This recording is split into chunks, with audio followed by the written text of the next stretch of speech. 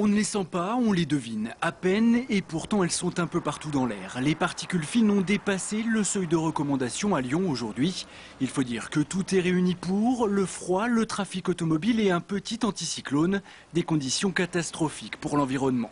D'une part, comme il fait très froid, les gens se chauffent davantage et donc on a plus de poussières qui sont émises.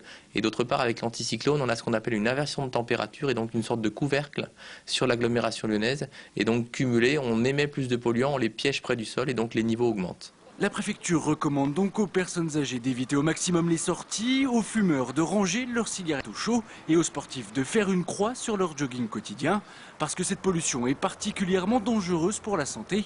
En France, des études évaluent à près de 4000 le nombre de décès annuels dus aux particules fines. C'est vrai qu'on a des pics d'hospitalisation aux urgences des différents centres hospitaliers, notamment de la région lyonnaise. En ce moment, par exemple, on a un nombre important de patients hospitalisés pour des maladies respiratoires aiguës.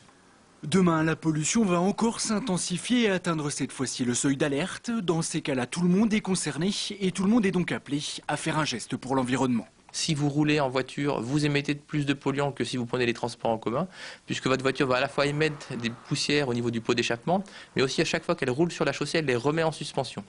Et l'autre aspect concerne le chauffage. Il faut essayer de limiter au maximum l'usage du chauffage. Le message est clair, ce week-end, il vaut mieux laisser sa voiture au garage et même baisser un peu le chauffage d'1 ou 2 degrés.